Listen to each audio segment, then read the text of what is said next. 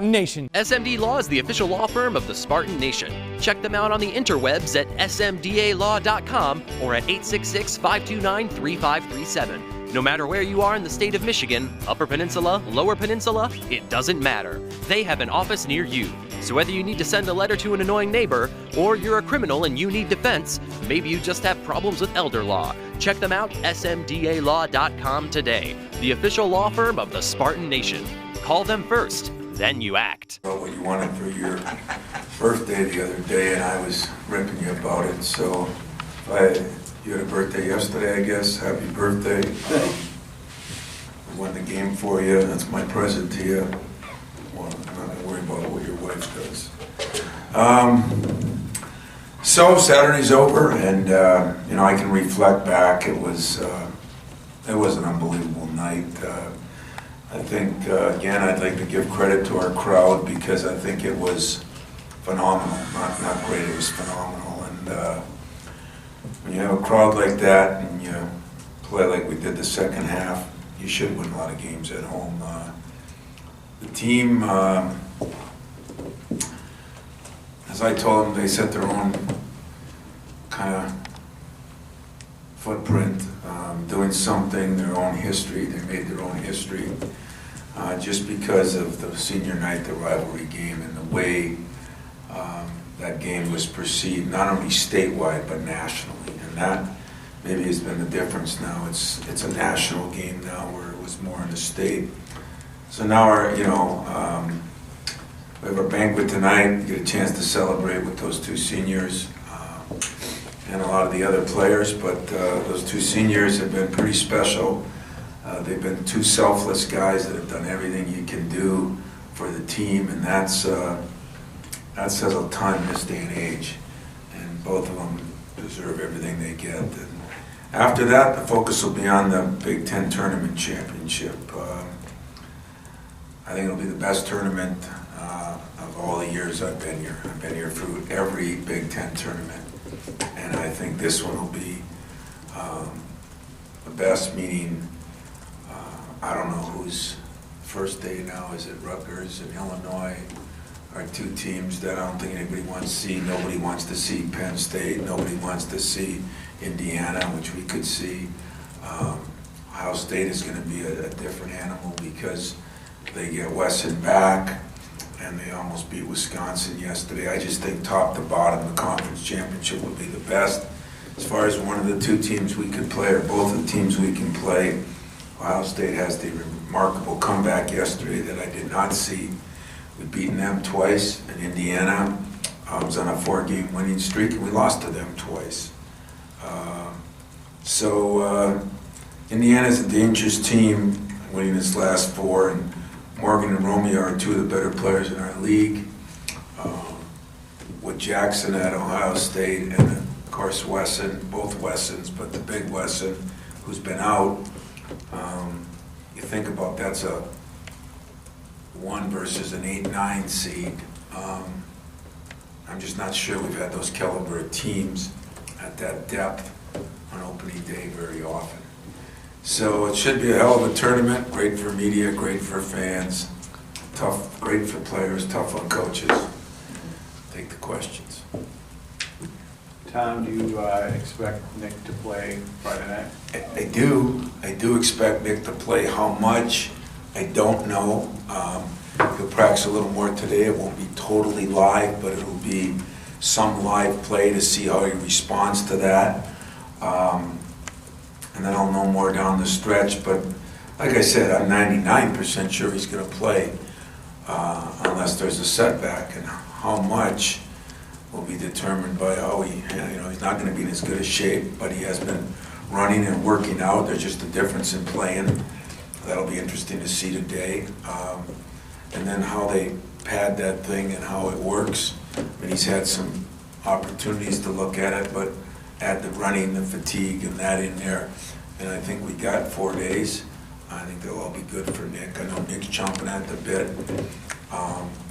I think he's going to be very important for us to have back. Number 1, with his scoring ability down there. Number 2, our bodies. We need bodies. We've got Kenny going 30-some minutes, and Xavier going about the same thing, and I'm not sure that's healthy for you, especially if you're trying to win 3 games. And I should say this, that, everybody speculates on what the Big Ten tournament championship means. In my humble opinion, I've said this since the day I've been involved in this, the Big Ten regular season, especially now when it's gone to 20 games, which I hope that helps us in this Big Ten. I think if we looked at it nationally, are we the only conference that's playing 20 right now?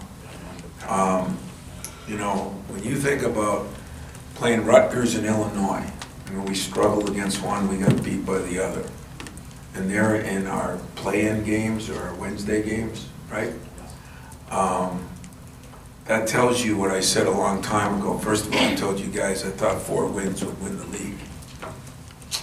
Coach is smarter than the media. Number 2, I told you that the 20-game schedule is difficult. When you think, everybody talks about, well, if you're playing those lower-rung teams, well, those lower-rung teams beat us and beat some other teams that were vying for a championship. So I think 20 games has been a grind, and I just hope we didn't eliminate some people in that, and that's what's going to be interesting to see. I've heard so much, no insult intended, but I love how one year it's the number of big-time wins you have. One year it's the bad losses you have. Now we got the net. What's the other thing we got now? The quad 1 wins, or if we're going by all that, then some teams should be up here that are up here, or that are here, and some teams that are here should be maybe down here. So I can't wait to see the never-ending change in the people that are making these selections. And you're talking to a guy who doesn't care. We're more about where we go than what we're seated. But we are playing for a championship.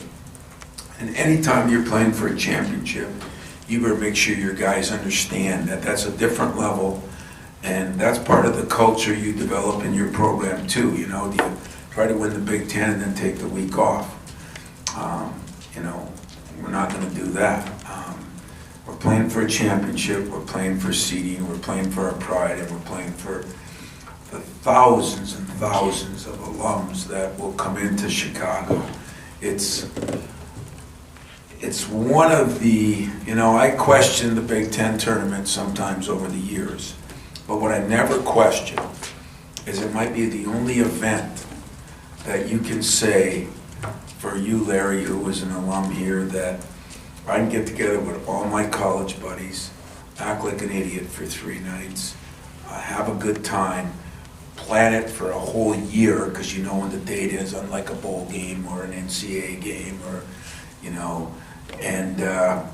and that's what I really love about the tournament, is I love going there and seeing our alums from your era, or your era, or Jack, your era, different eras that have gone to school. I think it's one of the coolest parts about it, and I get so many letters of, hey, we got together with our buddies, hey, our sorority sisters, came to this one, hey this, hey that.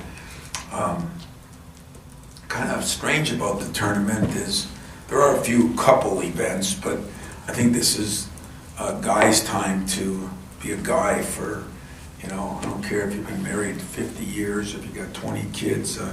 Although that's been cool too. I get some people that say, I brought my boys there since they were 3, or I brought my family there since they were young, and it's part of the culture. And so if they're spending their money and they're paying for things to do, you can bet your butt we're going to try to give them their money's worth. And so I still think we're playing for a lot. I don't know what's going to happen in all these tournaments. But the best thing we're playing for is not a seed, is not a spot on where we go. The best thing we're playing for is to make sure this team keeps getting a little better each game. And we got some serious things that we have to improve on. And I'm going to hopefully use this week in that tournament to see if we can improve. Cassius, I think you got an All-American honor today. Could potentially be Player of the Year tonight in the Big Ten. What does that mean for, obviously you've had players with individual honors like that, but the way he's played this year, what does that mean for a coach to see a guy to make that progress to become what he has at this point? It means the world to me. And it means the world to me because it's just another great example. Like our latest one was probably Denzel, you know, that got those kind of awards or in position for those kind. And what it does is it means guys that, I don't mean stay 4 years or this, just that absorb the process. You know, Denzel's first year, he averaged 3 points. You know, Cash's first year, I think half the state was mad at me because, you know, how he's playing and where he's playing and what he's doing. And, there is a process to all this. And when you go through the process and you come out on top, that's special for a coach, a family, a player, and it teaches him things that he's going to use the rest of his life. And so I'm really proud of that for Cassius. And it makes me feel good that it's okay to struggle a little bit early. What's important is, are you getting better each and every day, each and every year? I think we'd all agree he's gotten better just about every day since he's been here, and deserves the accolades that he's getting, and hopefully will continue to get. Tom, as you move into postseason format, playing either consecutive days or 2 and 3, do you have to at all reevaluate your playing rotations, minutes on guys, or do you just kind of ask them to go a little more? Well, I definitely have some problems, as you know. Biggest ones to me are Cassius, just because of minutes, or Kyle Arns because of situations. Really going to help having Nick back, because I think Kenny and X, that worries me a little bit with Kenny had the little knee issue. Cueto, I don't know, I kind of just wind him up and let him go. I don't have to worry about Cueto as much for some ungodly reason.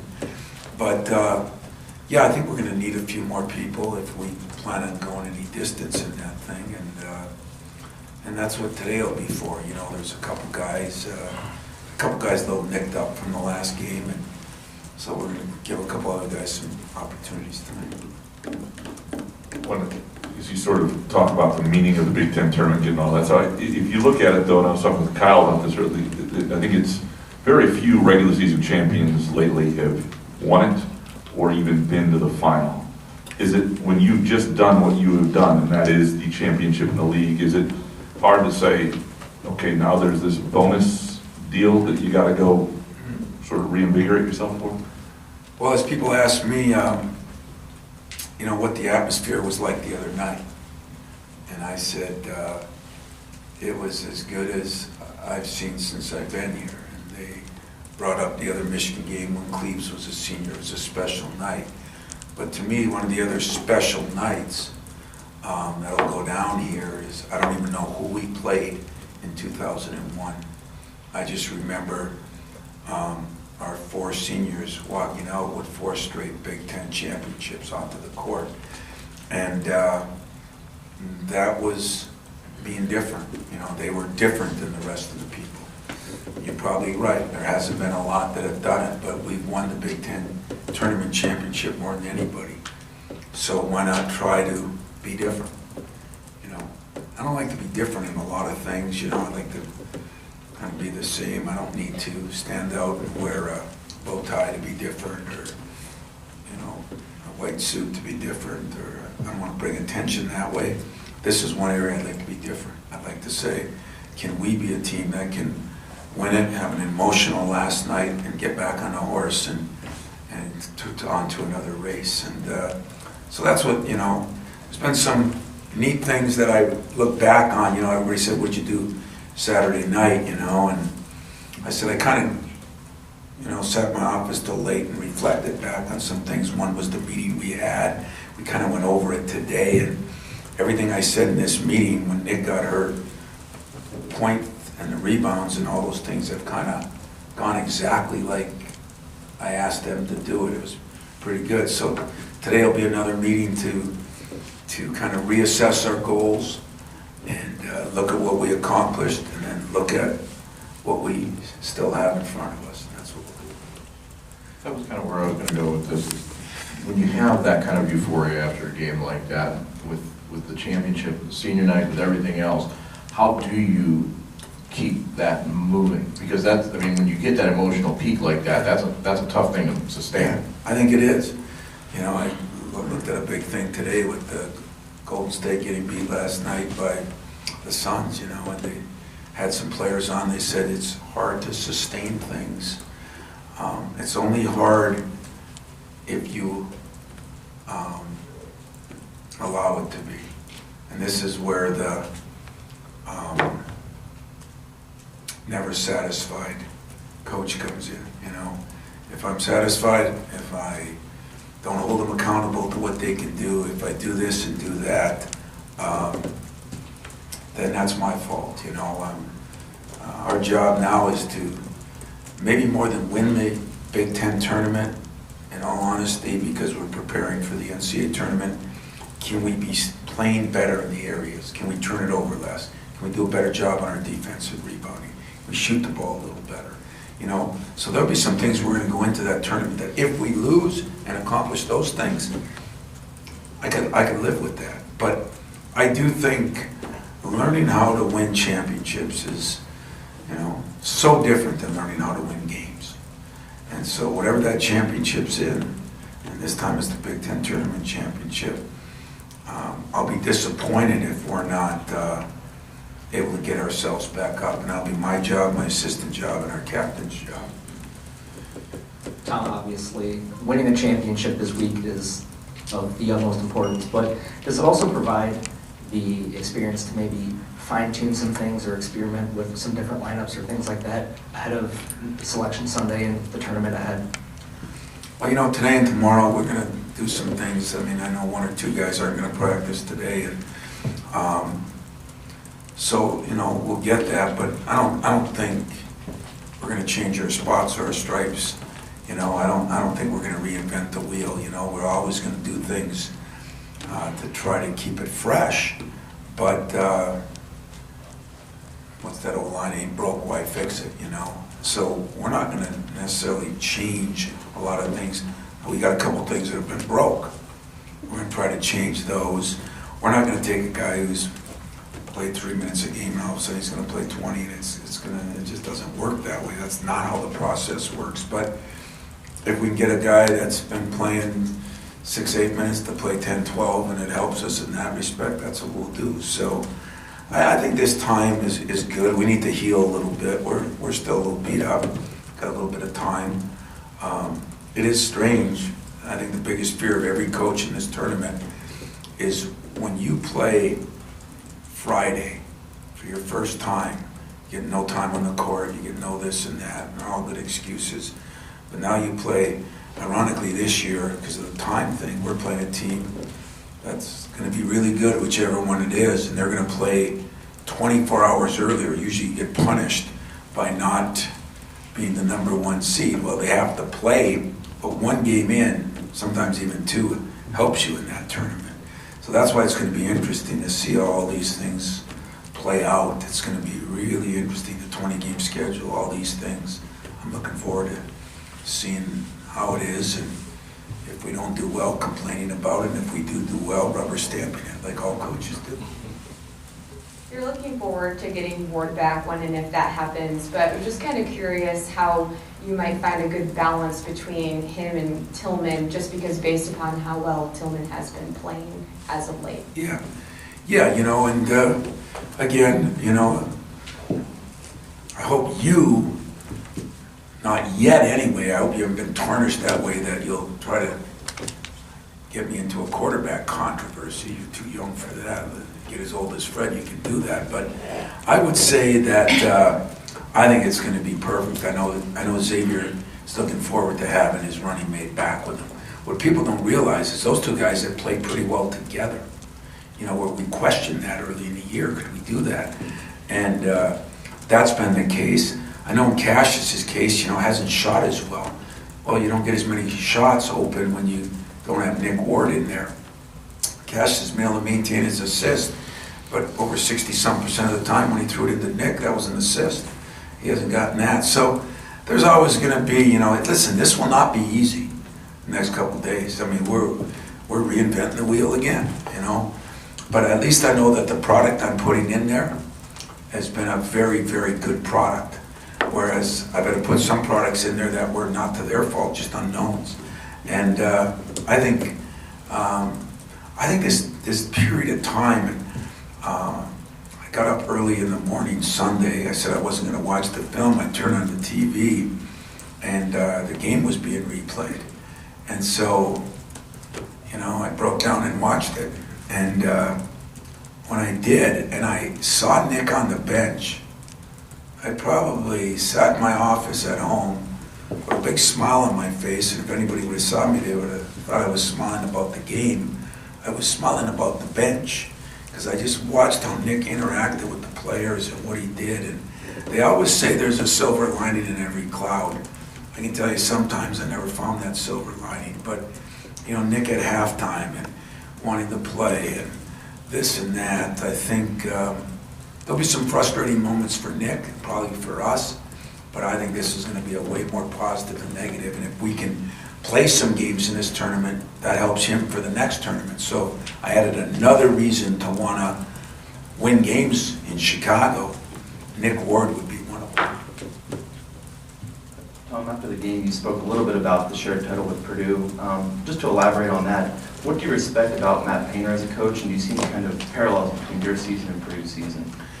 Yeah, we've had different things. I mean, I don't think people, there's so many things when you go through a season like this, but Matt did lose a lot of players. He lost 4. And, he had some of those guys that he was playing 7 or 8, and I mean, we lost some pretty talented players, and we don't even, everybody talks about Jaron and Miles, but let me tell you, Tom was an important player in last year's team. Not only was he a 12, 15-minute backup, but he was the emotional leader of that team. And then Gavin and Ben, I mean, Gavin played pretty good down the stretch, and he gave us that depth. So we lost a ton too, and then you lose the 2, 3 guys we lost with the injuries. But I think Matt, he would get my vote as the coach of the year, because he took that team from last year, but more importantly, he took a team that was 7-6 or 6-7, 7-6. And when you lose some games like that, you could get knocked right off your feet. And he kept that group solid, and he's done it different ways. It hasn't been quite the defensive team as them. At times they're a great offense team. Sometimes they weren't shooting it good. He did, and it was funny because I got a call from Gene Katie last week, and I knew he was going to be at the game Saturday. And when I saw that mug on TV, it reminded me of old times. I got nervous just seeing him on TV. They interviewed him after the game, but how proud he was of Matt. I thought, Judd's probably looking down, still proud of me, and that's the thing, that tie that we have. Matt's been there a long time now, but he's part of the Gene Katie, the Bruce Weber family, as I'm part of mine. And I heard Gene talk about the culture, then I heard Matt talk about the culture. And everybody wants culture to happen after 5 years, There ain't no damn culture that's worth anything after 5 years. And I'm not saying it has to be 25, but they've got a good culture there, because the mentor and the student have been on the same page, and I think that's what helped me here, and maybe that's why our 2 programs have sustained a high level of excellence over quite a few years. Tom Arms played 14 minutes here today, and probably the most impactful 14 minutes I've seen from an MSU player. Can you talk about, he comes in, he plays 3 or 4 minutes, he cut a lead from 12 to 6. He gets 2 rebounds, he gets a bucket, he starts fast break for a bucket. He comes in the second half, he plays another 5 or 6 minutes, plays the exact same thing. Yeah. Comment on it. Well, you know what, this kid, Kyle, came in last week, kind of a tearful Sunday, because he just knew he couldn't go, and that's when I decided to just shut him down, And I think he could have gone physically, if I was to tell you the truth. I mean, I think his back is screwed up. It's going to be screwed up until year's over and he gets some rest. And that's not changing. It's just a matter of how much pain he can play with, and making sure that it is nothing that would damage him more, which we feel pretty comfortable about. But what I learned that day is, man, when you sit there with a kid and things are taken away, and for him, it's been an accumulation of that over his career. And the frustration was just kind of met the fever pitch that it does. And so we had a long talk, man, long talk. And I think he got a lot off his chest, and I kind of had a better appreciation on how frustrated he was with it all. And kind of came to the conclusion, we'll see you Tuesday, probably won't play until the Big Ten tournament. And one of his frustrations was he wanted to help those two seniors go out the right way, which is just a perfect Kyle Arns feature. And so I talked to him on Thursday. I said, Kyle, if you could give me the threat of a shot, if you could give me the voice, I've got Josh taking care of our out-of-bounds plays. I got Nick hammering on those big guys while he's out. I said, if you could just be a better communicator, because he's the best communicator on our team, and he calls out everything. I said, you haven't done that in a month. So at the beginning of the year, we said that you might be the best in Strangleton. And I said, you haven't done that in a month. And he kind of tearfully said, yeah, because I'm just trying to focus in on. I said, well, have a sense of purpose. Maybe it's on the bench saying it, maybe it's not, but you got to have a sense of purpose, or you don't have that, you die. There's no sense. So he took that to heart and wanted to practice on Friday, and he did. Felt decent. And I told him, if you practice Friday and you want to play, you're going to play. Because number one, I'm going to play you. Number two, when the emotion of that game comes up and you look at those two seniors who have meant so much to you, you're going to play. So you might as well go in there thinking. And that's exactly what he did. When he made that one, if you watched on the layup, he grimaced so much. And I said, should we get him out of there? And he came down, that's when he slapped the floor. I think he changed the whole... Tenor. What? Tenor. Shit, I ain't using the word you use. I love it. Changed the atmosphere in the place. The CMU word. Yeah, CMU word, yeah. Which one? Everyone there's a tenor. Yeah, I love it. All right, it's not a rip on Fred part here, but Ernie, I would say this, that that kid meant a lot to us. And when he's sitting on the bench, and if you ever see Nick come down, whenever Nick comes down, my trainer, he never brings me any good news. I mean, he's like the Grim Reaper, every time he comes down. And I just tell him, get out of here, Nick, I don't want to hear about it, But I do love him, he's great. But he come down, he said, Arnie's got a couple more minutes to sit. And I go, that means that once he goes back, he can't play a lot of minutes at a time, but once he sits a lot of minutes, he's done. So that's why we try to play him in those segments. But hey, if that guy, because he can really shoot it too, if we can get him back a little healthier, that would really help our team. If it's for 15 minutes, that'd be the greatest 15 minutes. In what ways have you seen Xavier Tillman mature as a player and a person over the last couple of years? Xavier might have improved in those categories as much as anybody I've had in recent years because, as I said, he went from an okay student to he's a phenomenal student right now. His grade point is really high and really good, so he's improved in that area. Off the court, he's one of my best recruiters. He's just able to handle his situation about as mature as any kid I've been around. So he's done that, and then on the court, besides losing the 35 pounds and getting himself in better shape, he worked hard on his shooting. He's improved. When we were switching on to Simpson, I thought he did a heck of a job in that area. And he guards bigs. He can do a lot of things. Very versatile kid. So the good part for me is I think his best basketball is maybe down the road, and hopefully down the road is this Friday and Saturday and Sunday, and then the next week. And then if if he improves at all, like he did this past summer, next summer, he's going to be someone to be reckoned with. I'm sure you envision where recruits will fit in your program. I was actually talking to Dana on the way up about a player you got this weekend and where and when he'll fit in. And it prompted me to wonder what kind of player you thought Cassius would be.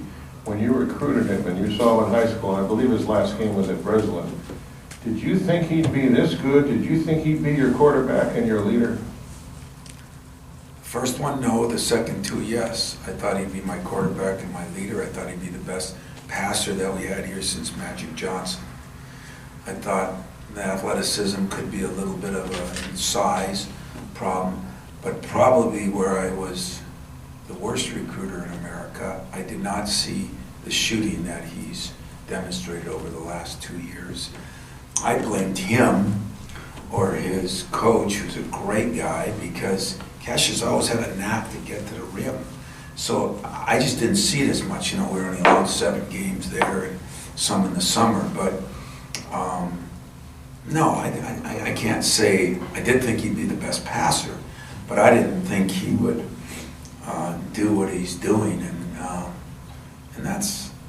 I hope everybody gets to take that, you know, from our strength coach to our trainers, to my assistant coaches, to his teammates, who, you know, you don't get assists if nobody's making baskets, and you don't get the ball if nobody's rebounding, and his family. I hope everybody gets to take, because he has gotten better each year. And did I think that then? So hard to predict, Fred, on what kids will end up where. That is the hardest part of recruiting. But what makes it easier is, you know, when you got a good kid who's came from a good program, who's got a good family, and has won championships before, then your odds start going with you instead of against you. Time for one more. Did you see the Draymond Kerr drama? No. You didn't? What happened? Oh, I catch you cold, but Kerr was caught on camera saying, "I'm sick of Draymond's bleep." So he's got to respond to that today. I didn't know if you saw that. I didn't see it, no. I'm sure I got caught on camera saying the same thing, you know, and that's part of the, you know, I mean, I can only get my butt chewed so many times in a huddle too, you know, I mean, but I'm sure that I probably, you know, I'm sure Draymond said that about me a lot of times too. I don't know. I would think that I thought it was something worse. I mean, to me, that's just another day at work, you know. But I was disappointed that they.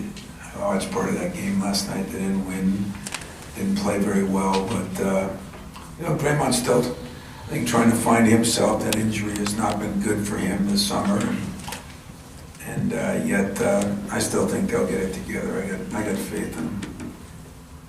I know you weren't completely happy with the first half defense in that game on Saturday. Understatement. With some assignments and that type of thing. But if you noticed, because your team has had to do so much film work and mental cramming for an opponent like that, that the IQ is rising on your team, especially on defense, and when it came time to make corrections, they're able to dial it in. Is that getting that part?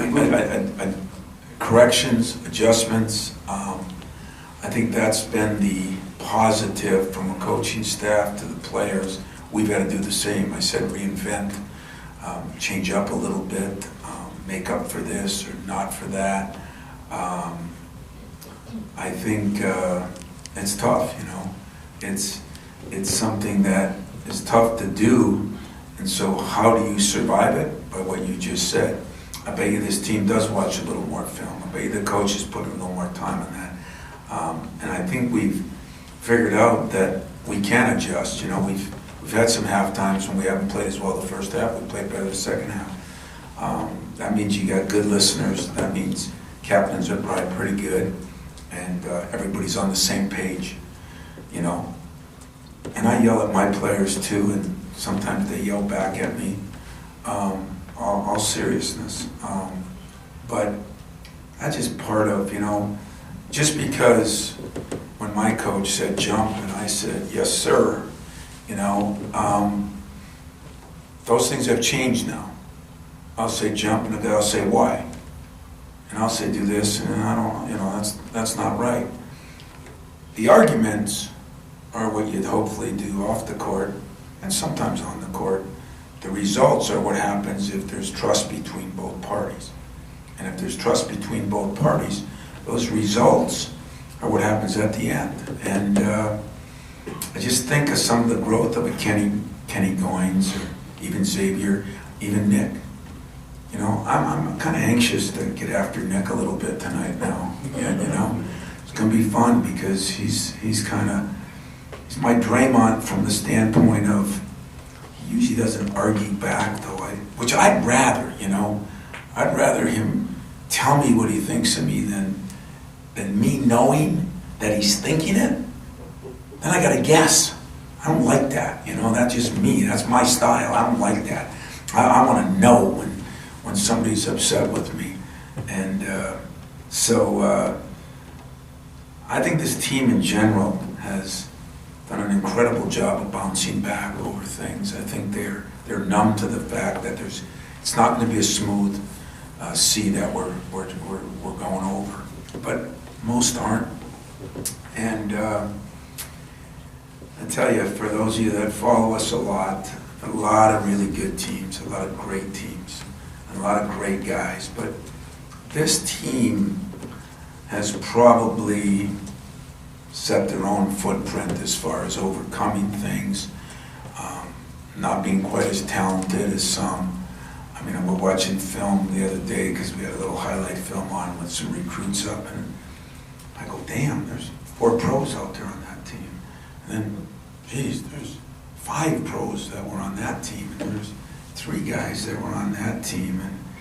And I started realizing, you know, but we don't know how many this team's going to have because they're just getting better right now. Just sometimes it takes a little longer, like it did for Denzel and Bryn and Costello, and it's been fun to have Koski back around because he brings good information to those guys too. So, hey, we're going to go to try to win a tournament again.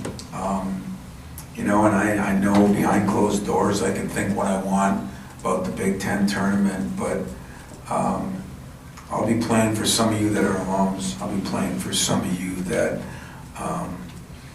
for all of them that are going over and spending their good money. It is a hell of a weekend. If you're a sports nut, you can't beat the weekend.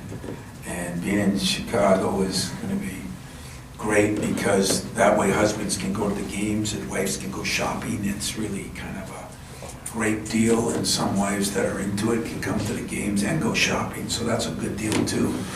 Like mine will, but yesterday's over, Saturday's over, time for a new challenge, and